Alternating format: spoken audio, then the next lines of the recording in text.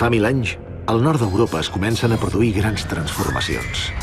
Apareixen nous regnes i s'imposa el cristianisme.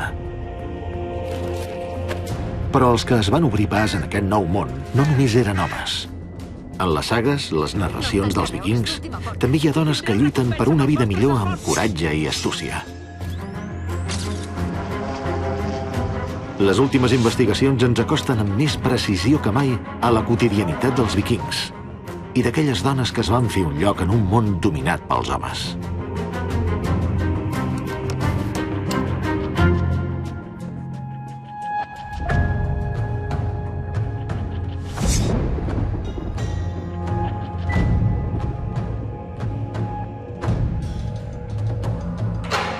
Dones vikingues.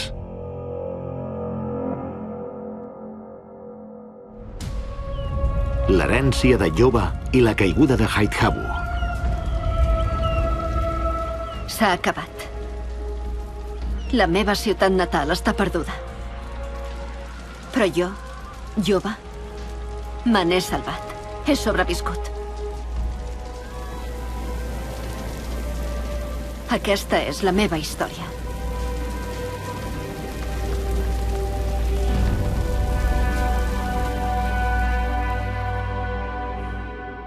Haithabu és un dels principals escenaris comercials de l'era vikinga.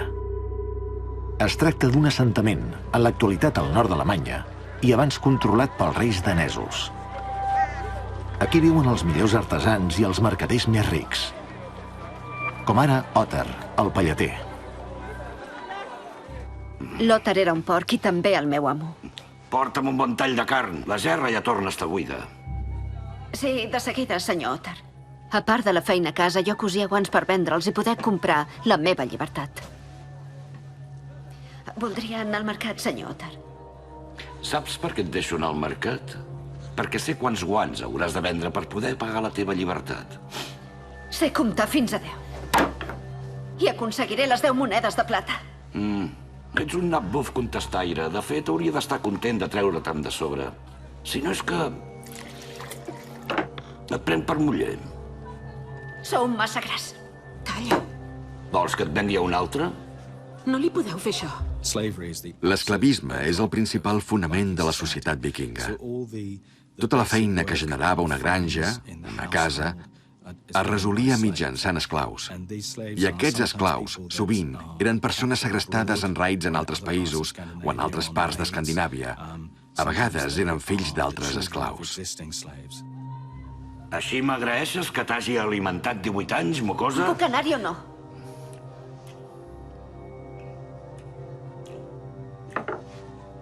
Deixeu-la marxar, senyor Otter. Ja em puc quedar jo.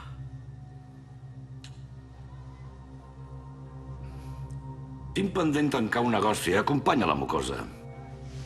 Si et fan bon preu, ven-la amb parracs i tot. Vens, tira. Sí.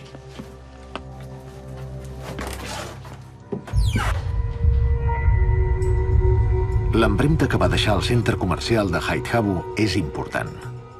Molt a prop d'aquí es troba actualment el Museu Gottorp de Schleswig, on es conserven i s'estudien totes les troballes. Les excavacions arqueològiques realitzades fa més de 100 anys van rescatar un material sensacional que explica com aquí, a l'istme de Schleswig, confluïen les rutes comercials. Eren rutes comercials procedents de l'àrea del Mar del Nord, del Regne Franc, de Noruega.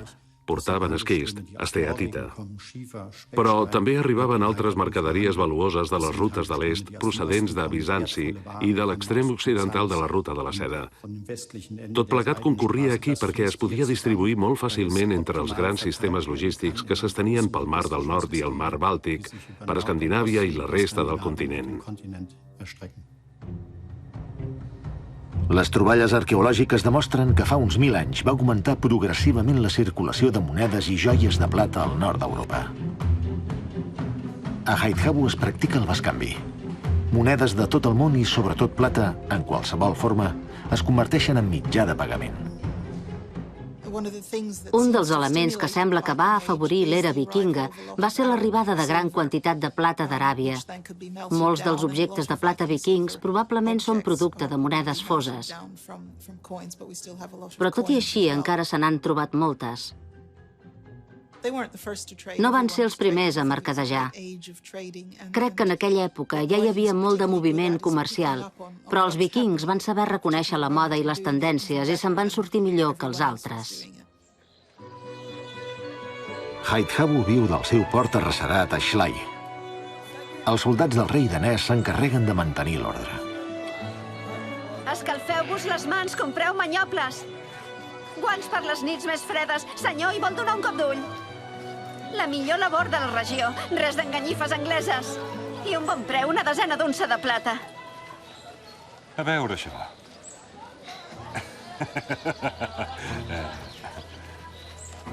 Què us semblo, senyoria?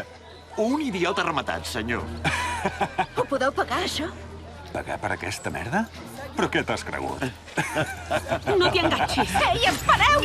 Calma't! No hi ha dret. No et pots ficar així amb els soldats del rei. Necessito els diners. Dóna'm això. Què passa? Tranquil, home. Va, marxem d'aquí. Té la teva manyopla.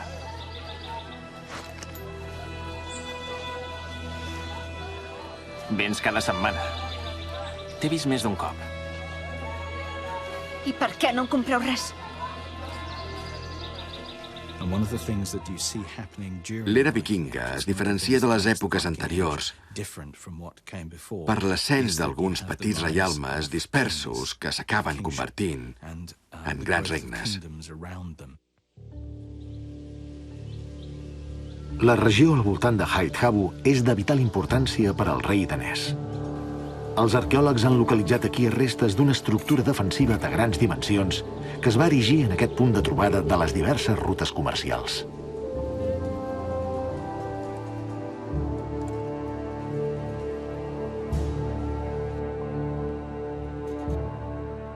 Això és una muralla de l'època vikinga. Encara no la podem datar amb exactitud, però calculem que es remunta al segle VIII. Els arqueòlegs suposen que ja al segle V després de Crist, alguns antecessors dels reis danesos van aixecar un mur de fang. Sobirans els noms dels quals no ens han arribat. Aquesta muralla es va ampliar en pedra durant l'era vikinga. És evident que volien impressionar. Pensem que per aquí al voltant no hi havia res fet de pedra. La gent vivia en cases de fusta normals. Per això aquest mur defensiu de pedra devia ser una construcció realment imponent, sobretot per la gent de l'època. A qui es volia fer veure el poder i la importància que un ostentava. El Danabirke fa 30 quilòmetres de llarg i protegeix el camí per terra entre el Mar del Nord i el Bàltic. Alhora serveix de paret mitgera entre la terra dels danesos i la resta d'Europa. Qui venia del sud en direcció al nord havia de passar per la porta que controlaven els vikings. A l'extrem oriental del Danabirke es troba Haithabu, la plataforma del comerç internacional. Ha arribat mercaderia nova! Tots cap allà! Home, no us pareu! Mira, esclaus irlandesos. En comparació, nosaltres encara estem prou bé. Sí, però no sóc lliure. Encara no. Bona part dels ingressos, per no dir la principal font d'ingressos, d'aquells assaltants vikings era el comerç d'esclaus.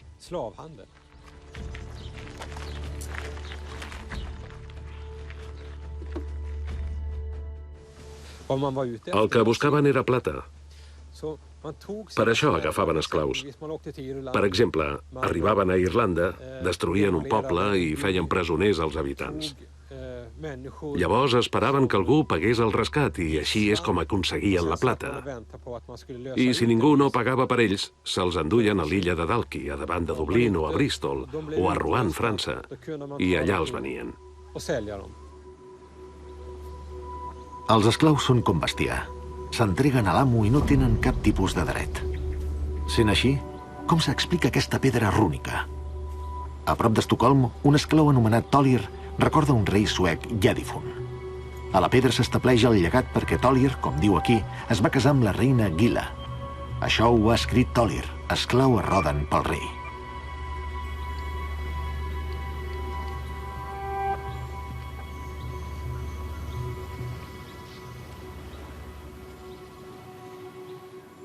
El sistema de les diverses relacions de dependència entre les persones era molt complex. Era una xarxa social força difícil de comprendre per nosaltres. Però també crec que durant l'era vikinga es podien fer salts importants en la piràmide social. Solia passar quan un jove entrava a formar part del seguici d'un governant o d'un rei. Això li permetia ascendir en l'escala social. Era proper al rei i es movia al seu voltant.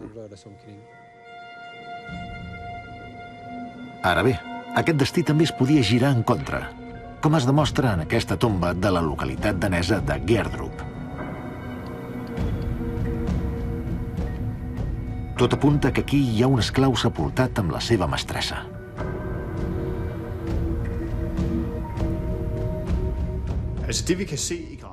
Com es pot veure en aquesta troballa, l'home té el coll trencat.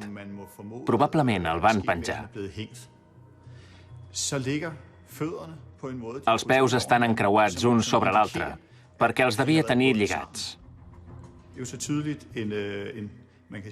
No hi ha dubte que va patir una mort violenta. Podem pensar que es va produir just abans de l'enterrament.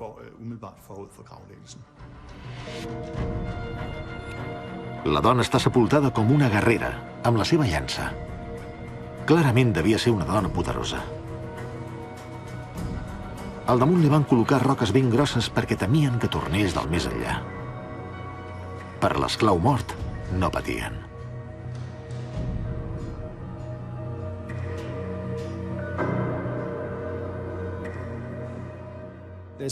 Existeix la creença popular d'una comunicació diària amb els poders que t'envolten i et determinen la vida. I això continuarà durant molt de temps, inclús després de la conversió al cristianisme. La gent va a l'església, adora Déu, canta himnes i resa les seves pregàries, però després torna a casa i deixa un tall de mantega damunt d'una pedra de davant de casa pels elfs. Aquest doble món conviurà durant molt de temps. Els missioners cristians s'encarreguen de prohibir els antics costums i les dones màgiques també les faran desaparèixer. Una almoina per una pobra dona. Puc endevinar el futur. Vine, va. Les endevines no es poden estar a la ciutat.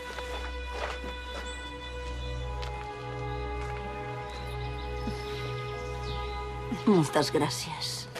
Digue'm una cosa. Algun dia deixaré de ser esclava?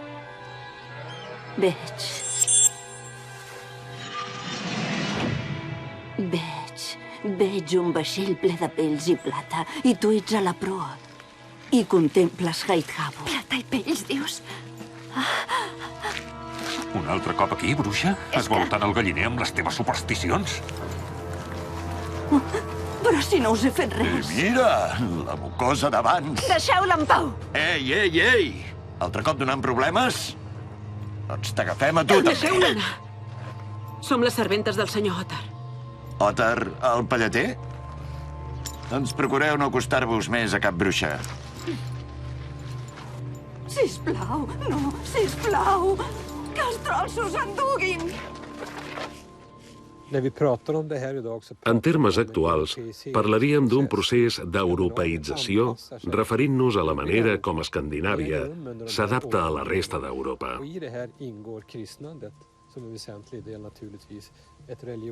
Això té lloc durant aquests segles.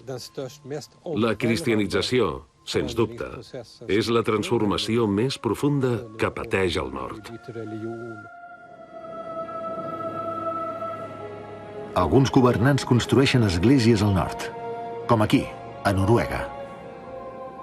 Les teulades representen caps de drac, com a la proa de les embarcacions vikingues.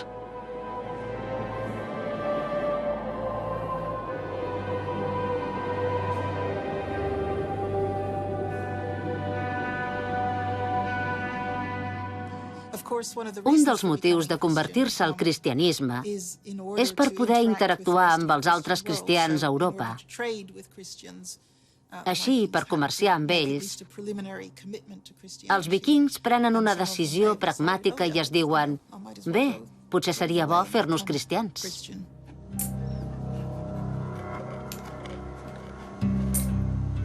Senyor Otter, jo també vaig arribar a Hyde des d'Irlanda. Què coll li has explicat? La Tira no m'ha explicat res. Només vull saber d'on vinc. Et vaig comprar al mercat, ja ho saps, i amb això n'hi ha prou.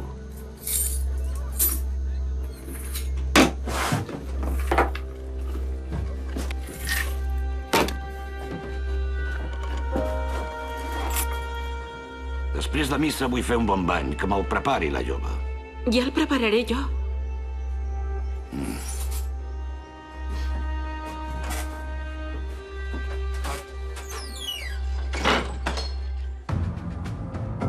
D'entrada a Hyde existeixen paral·lelament dues religions, la nova i l'antiga.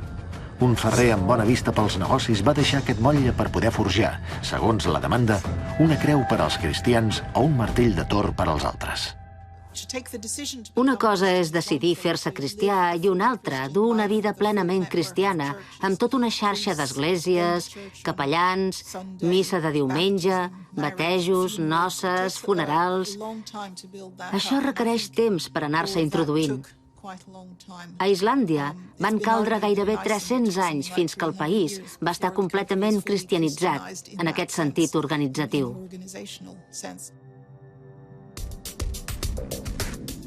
El rei danès Harald I és el governant escandinau que primer es fa batejar. Al final del segle X vol unificar Dinamarca per constituir una gran nació. Harald I canvia la tradició funerària. Fins llavors, els prínceps i els reis s'enterraven en tombes amb una disposició de pedres com aquesta. Amb blocs erràtics s'encerclaven els llocs sepulcrals, recreant simbòlicament un vaixell. Per als seus pares, Gorm i Tira, el rei Harald vol recuperar aquesta tradició per últim cop i superar-la. A Jelling, al cor de la península danesa, s'erigeixen les seves tombes.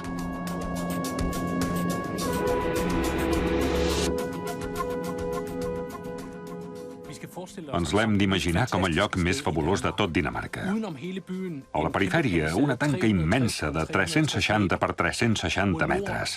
Cap al nord, l'obra de Harald. Aquí descansa Gorm el Vell. I per fora, envoltant el túmul, la silueta d'un enorme vaixell de 350 metres de llarg. Per dins de la tanca, una línia de cases. I les dues pedres rúniques centrades al mig. Un lloc fantàstic. Fins a dia d'avui, els reis danesos descendeixen d'aquell llinatge. Harald és el primer a fer-se anomenar rei dels danesos en una pedra rúnica i a anunciar el canvi de religió. Dinamarca ha de convertir-se al cristianisme.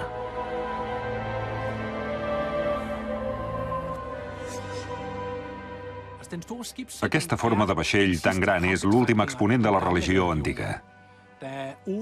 Quan encara imperaven Odin i Thor, es creia que enterrant una persona en un vaixell, el mort podia parlar sota terra amb Hela, la reina de l'inframón.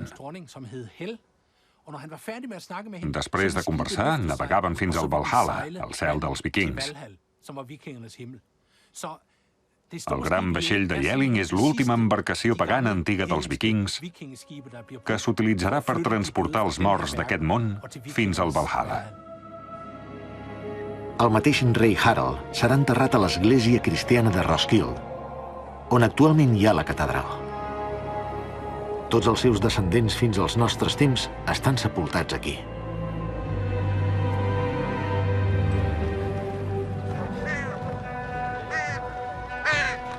A l'època d'Odin i Thor, el corb es considera un missatger dels déus i porta sort. Els sacerdots cristians el demonitzen i l'encasellen com un au de mal averany.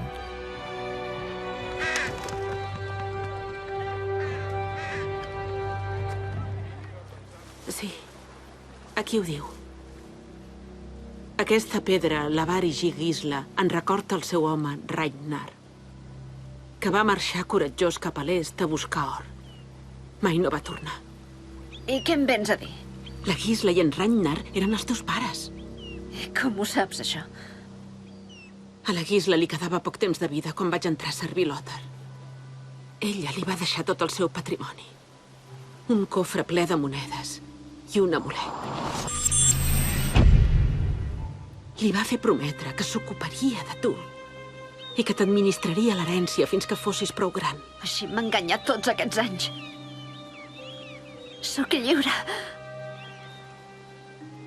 I on és el meu pare? Se'n va anar a la terra del Rus. Va resultar greument ferit en combat i es va retirar en un monestir de Novgorod. Això diuen. Llavors... Què passa amb la meva herència? Hauràs de demostrar que ets filla del Ragnar. És l'única possibilitat que tens. On cau Novgorod? Tampoc ho sé.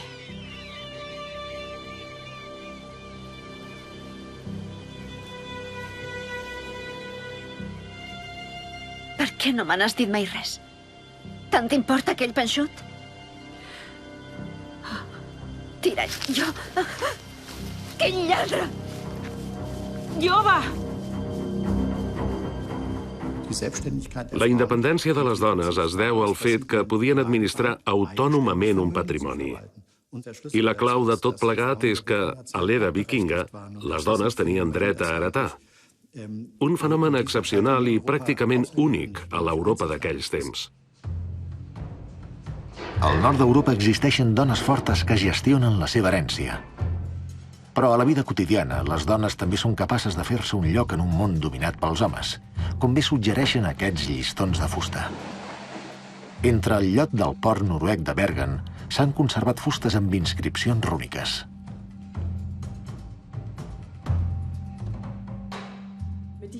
D'aquestes fustes en vam trobar ben bé 700. Gràcies a això sabem que alguna gent senzilla també sabia escriure. Moltes d'aquestes fustes equivaldrien d'alguna manera als nostres missatges de text.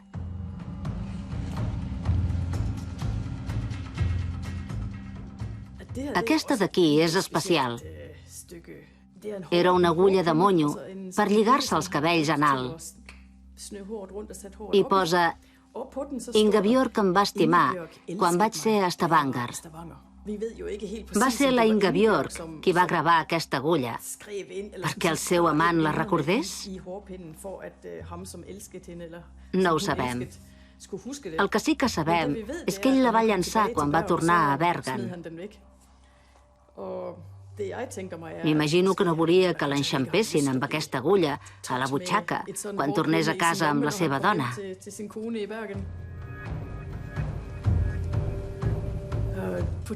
Aquest altre té una inscripció molt divertida. Diu: la guida diu que vagis cap a casa. Esclar, i a partir d'aquí es fa volar la imaginació. Potser l'home de la guida va anar a la fonda i va beure molt. I ella trobava que ja era hora d'anar tirant cap a casa. És una interpretació, però hi ha indicis que apunten en aquesta direcció. Si girem la fusta, veiem que hi ha una escriptura diferent, d'una altra mà, per dir-ho d'alguna manera.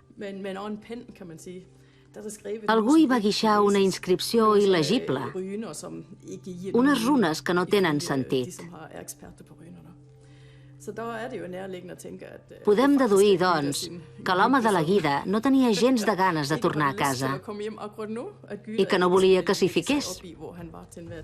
Però bé...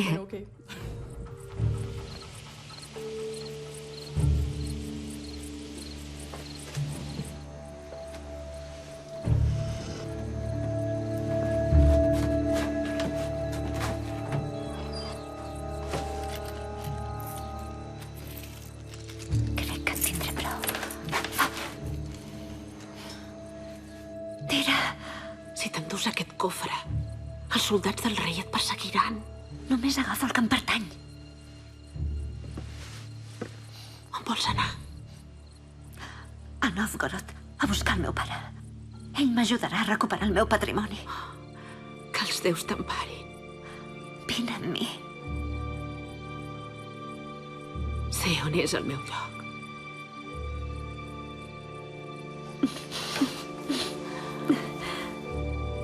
Ens tornarem a veure, segur. Ves en compte. Sí, no pateixis. No facis soroll. No.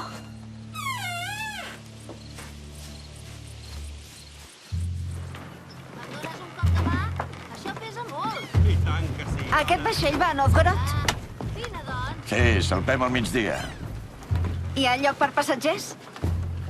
Bé, si paguen. Sí, tinc diners. Però no s'admeten dones a bord. No s'admeten? Compte, aparteu-vos! Atenció! La societat vikinga és predominantment masculina, però obre la porta a les dones que tenen el carisma i la destresa suficients per actuar amb personalitat pròpia. És un món ple de contradiccions. Les dones riques tenen vaixells propis. Les dones més senzilles només poden viatjar acompanyades d'un home. Els guerrers són homes, però busquen suport en figures femenines. Just això és el que indiquen aquestes pedres rúniques de l'illa sueca de Gotland.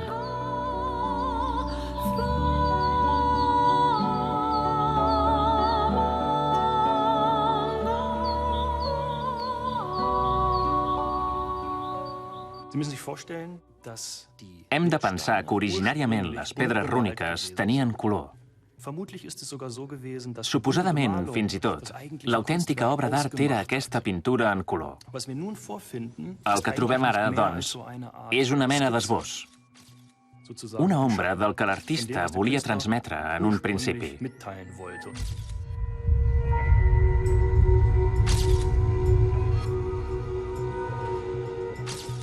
Les pedres mostren guerrers que després de la batalla són rebuts al més enllà per dones amb una banya a la mà. Són les valquíries.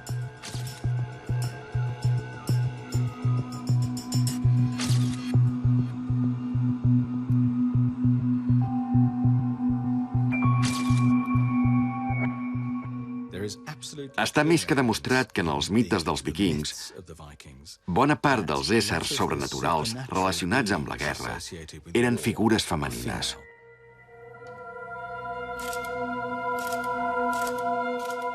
L'anàlisi tridimensional d'aquestes pedres revela que les valquíries no tan sols rebien combatents masculins.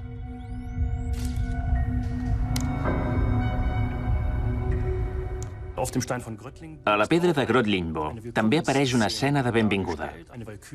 Una valquíria amb una banya rep un difunt.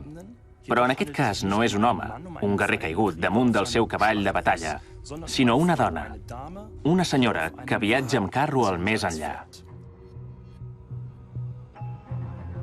Realment existien guerreres a l'era vikinga? Dones que combatien frec a frec amb els homes? Una font àrab així ho assenyala.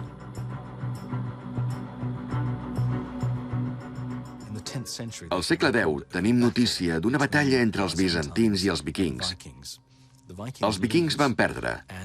Ho sabem a través d'un cronista de l'exèrcit, una mena de periodista que acompanya les tropes bizantines i que escriu sobre el combat i el que va veient. Posteriorment, quan els guerrers bizantins recorren al camp de batalla per recollir les armes dels caiguts, el cronista nota que entre els vikings també es troben dones amb armadura i armes.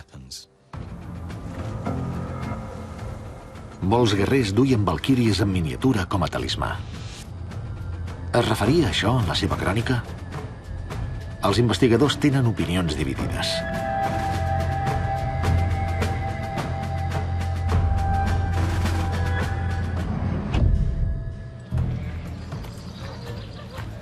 És evident que en aquesta societat dominada pels homes, les dones tenien opció de fer carrera, però és improbable que entressin en combat. No ho entenc. No ha de ser tan difícil trobar una noia amb un cofre.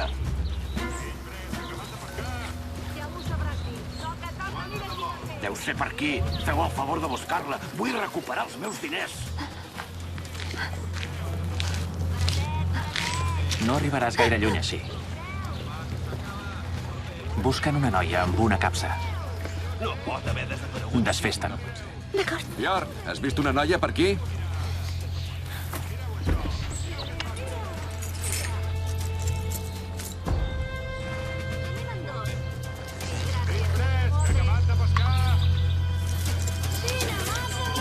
Vine, va.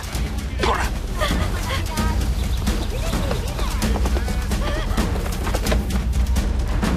Què fas rondant per aquí? T'has begut l'enteniment? Vull anar a Novgorod a buscar el meu pare. Sigui com sigui, no et pots quedar a Haidhabu. Vinga, ràpid.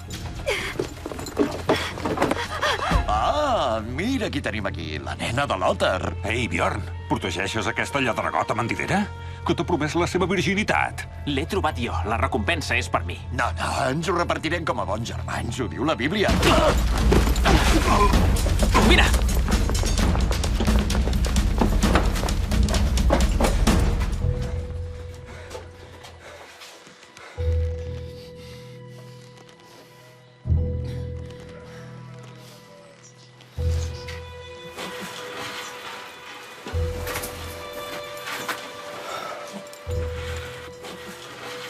Posa-t'ho.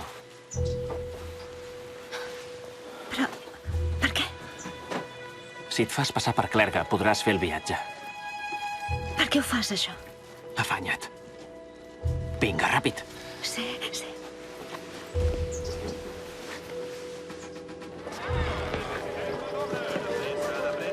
Ei! Hi ha lloc per un monjo que va a Novgorod? Si tens 2 monedes de plata, sí. Però és un pobre cristià. No he conegut mai cap eclesiàstic pobre. 2 monedes de plata. Compte, sortiu del mig. Porta això aquí, pallús. Té, això és tot. De debò que és tot? Caram, aquests cristians són més gasius que jo. Au, va, que pugi a bord. Gràcies. Puja, va.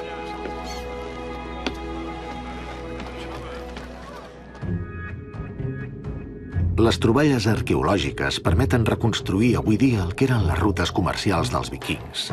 A l'estiu, quan es podia navegar bé, el comerç floria. La xarxa comercial és força extensa, però no vol dir que comencessin per una punta i arribessin a l'altra. Anaven fent parades. Cap a l'est van utilitzar els diversos sistemes fluvials per travessar el que avui coneixem com Rússia, fins al Mediterrani. Això ho sabem del cert. Es dedicaven principalment a l'activitat comercial, però també va haver-hi assentaments i raids. Cap a l'oest, evidentment, les més properes eren les illes britàniques i la meitat nord del continent europeu. Aquí també va haver-hi comerç, assentaments i raids. Crec que van començar per aquí perquè era el que tenien més a prop i després es van aventurar cada cop més a l'oest fins a les Fèroe, Islàndia, Groenlàndia i l'Amèrica del Nord.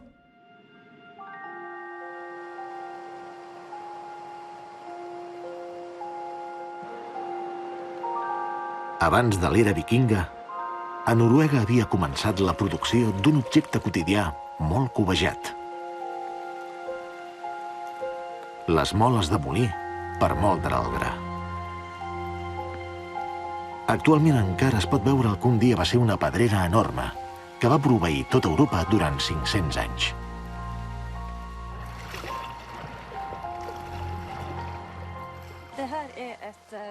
Aquest forat servia per amarrar. Els vaixells s'amarraven per poder carregar les moles de molí. Això és el port de Hillestad. Els vaixells atracaven i des d'aquí es pujaven les moles a bord. La muntanya era més accessible des del mar. Costava menys començar per aquí. De seguida van veure que la roca era bona.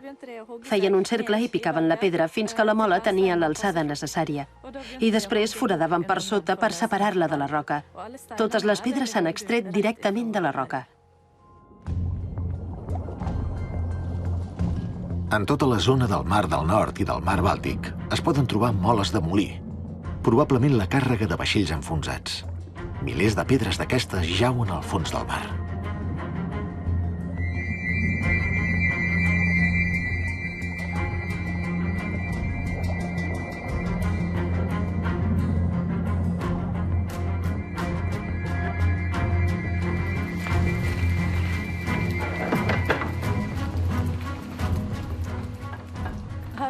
Aquí hi ha 500 moles de molí d'un vaixell que va naufragar davant de la costa de Bergen.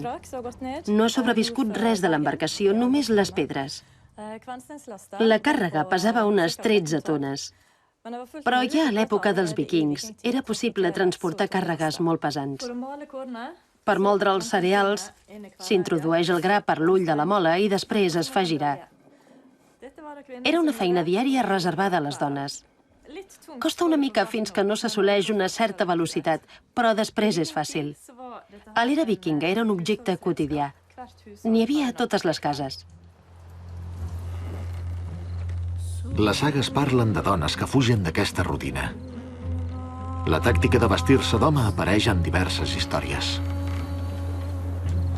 Estic molt cansat. Doncs estira't i dorm. Sí, ja em despertaràs. Sí, home, sí. Això sí que és estar de sort. Sempre va bé tenir acompanyament espiritual. Us quedeu a Novgorod o continueu el viatge? Us heu quedat mut o què? A quina comunitat pertanyeu? Vine cap aquí! Ja vinc. Però, bon home, què us he fet? Una dona. Com? És una dona. Una dona? Què? Tu un altre cop? No et vaig dir que no acceptàvem dones a bord? He pagat, com tothom. M'has enganyat. Però si em dones 2 monedes més, faré els ulls grossos. No està bé, això. Deixeu-la tranquil·la. Si ha pagat, ja no us deu res, ara. Tu no t'hi fiquis en això. Novgorod! T'has salvat d'un pèl.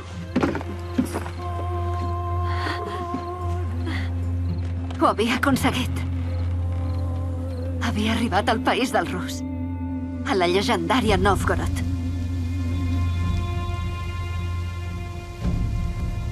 L'antiga fortificació vikinga ha desaparegut. Temps després s'hi va construir un monestir, però actualment només en queden les ruïnes.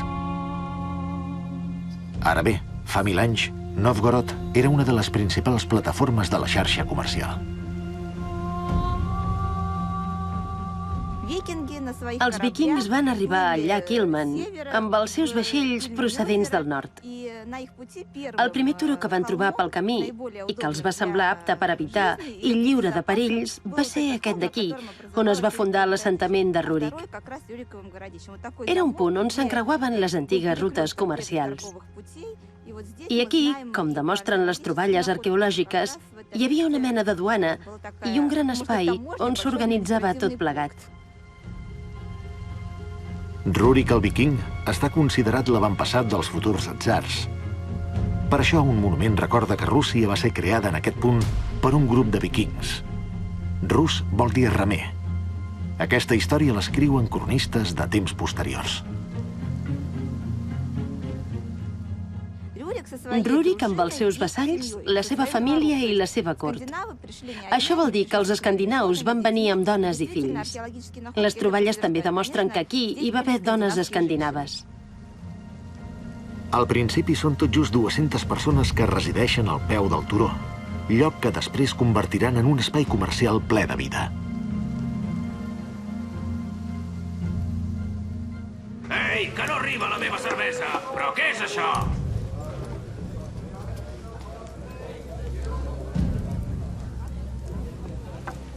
Els cristians que venen al meu local els faig pagar el doble. Vigdis, i la meva cervesa? Tanca la boca, Ornulfar, va, digues. Què hi fas aquí? Ei!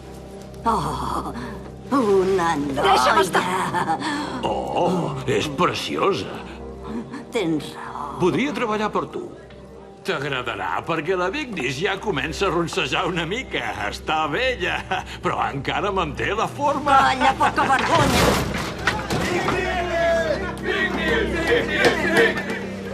A veure, què se t'hi ha perdut aquí? Busco el meu pare, Ragnar de Haidhavo. És aquí a Novgorod, en un monestir. Si sabessis quants monestirs hi ha aquí. Segur que el trobaré. Però estàs sola. I ets una noieta. Vinga. Si vols, queda't i ajuda'm a servir. És força bona, aquesta. Ei! Jove, què t'has pensat? Ets aquí per atendre els hostes. A l'est, la cristianització i l'expansió dels poders dels governants també van junts. A Novgorod encara es recorda una dona vikinga, la primera de la dinastia dels rus que es va fer batejar. Al segle X, Santa Olga és la primera dona poderosa que ocuparà el tron del tsar. Antigament, els monestirs feien la funció de primera muralla de la ciutat. Eren com una mena de bastió que l'encerclava. A l'edat mitjana, al voltant de Novgorod, hi havia fins a 150 monestirs.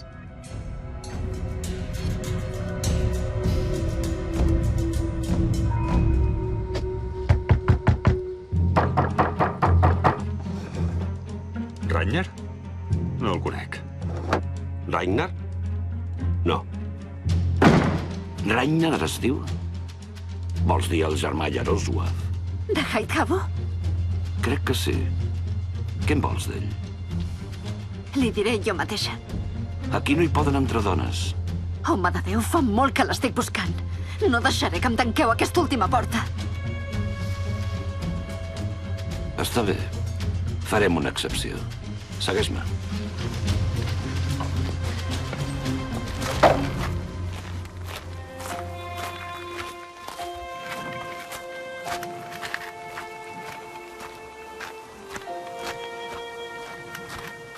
Germà Yaroslav.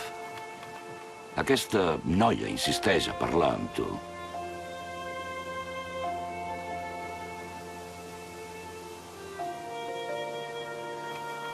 No espero cap visita.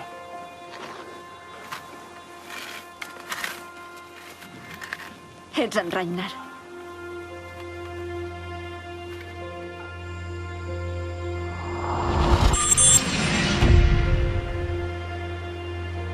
L'amulet de la Gisla. Aquí no tolerem aquests fetitxes. Fora! Ets la imatge de la teva mare. Com et dius? Jove. La mare va morir fa molt temps. I què hi fas aquí? Intentaré comerciar. Així que tingui prou monedes de plata. No tinc cap propietat, si has vingut per això. Però saps llegir?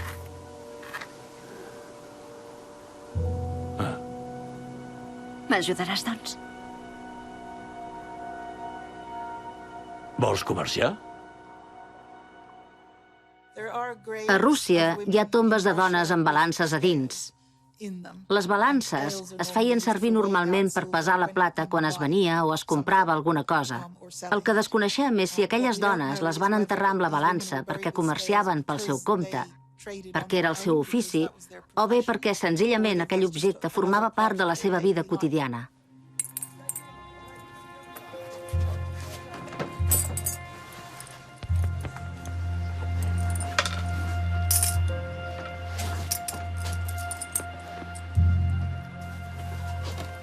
Us agraden les pells, oi?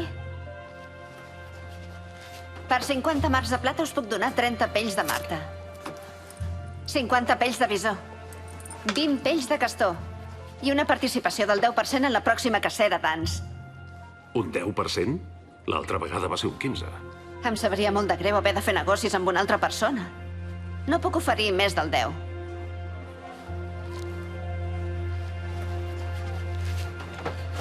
D'acord.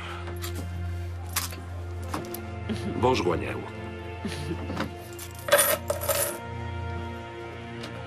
Ens veiem a missa, jove? I tant que sí.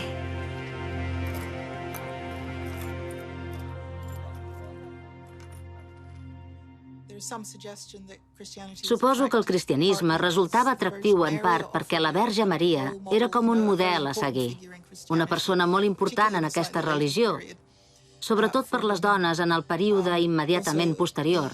I després hi ha la idea del consentiment en el matrimoni, que les dones poguessin donar el seu consentiment, un element destacat del cristianisme, i els altres aspectes que no resultaven tan atractius per elles al principi no se sabien.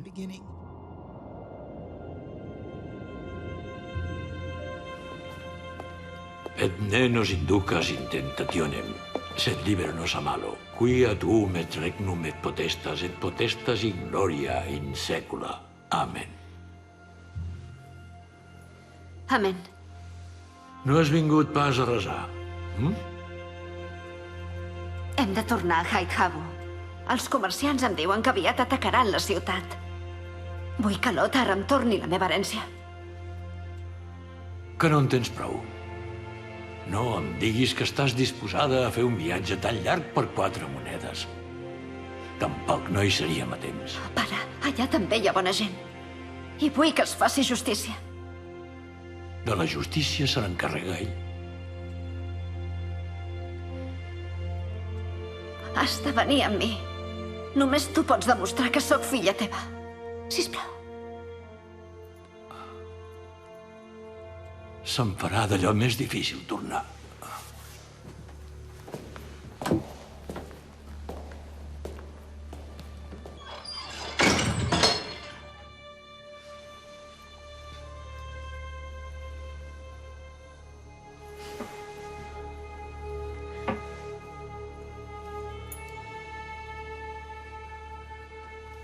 Déu dels cristians i Thor, el meu protector, Barba-roig.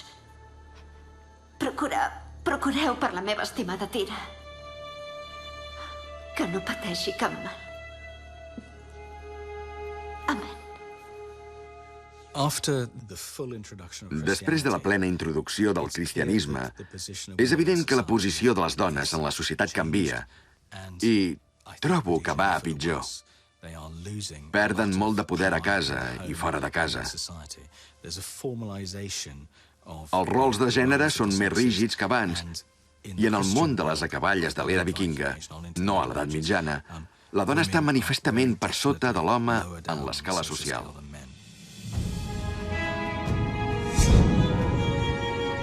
L'any 1066, els vaixells eslaus travessen el mar Bàltic i assalten la metròpoli comercial de Haithabu a la Schlei.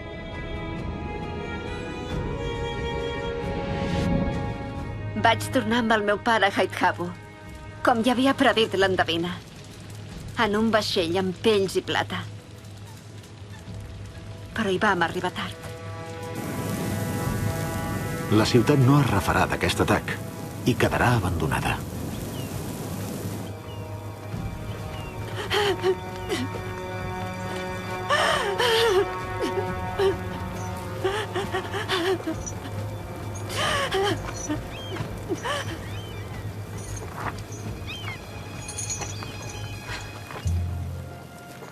Tira! Yuba!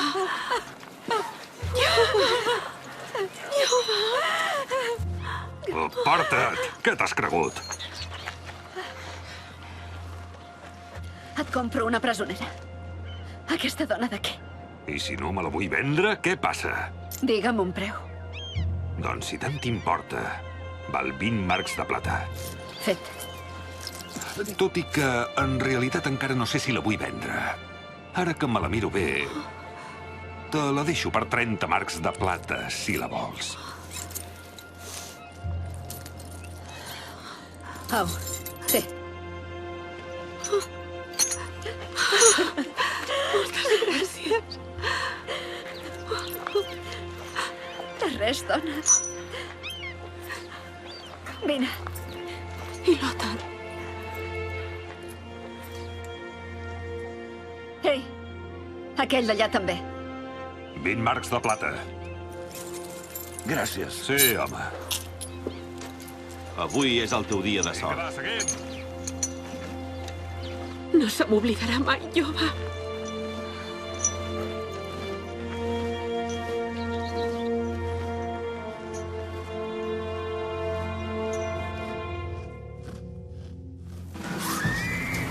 L'era dels vikings, dels raids i de les descobertes s'acosta a la fi.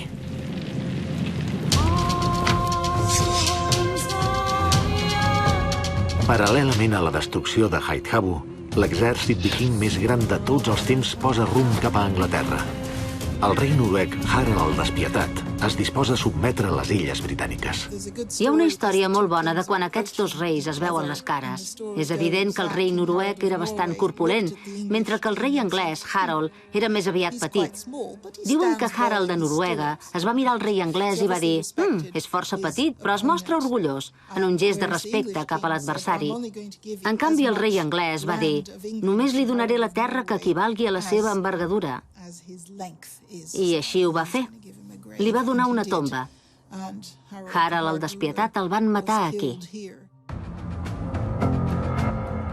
Els supervivents tornen cap al nord. És la fi de l'era vikinga.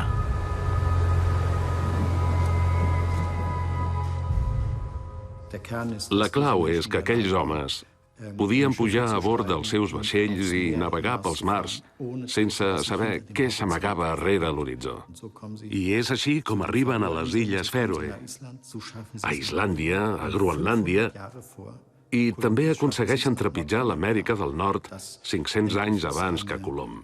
En la meva opinió, és una fita històrica i cultural sense comparança al món en aquella època. Haithabu estava destruïda. Li vam haver de dir adéu per sempre més. Però això també tenia la seva part bona. Ei, teniu lloc? El carro va ple, ja ho veus. Espera, aquí hi ha un forat. Ja sospito del teu amor al proïsme. No té gaire a veure amb amor al proïsme, això. Cap on aneu? A comerciar, allà on sigui. Encara sort que et van batejar, jove. Diria que t'anirà molt bé.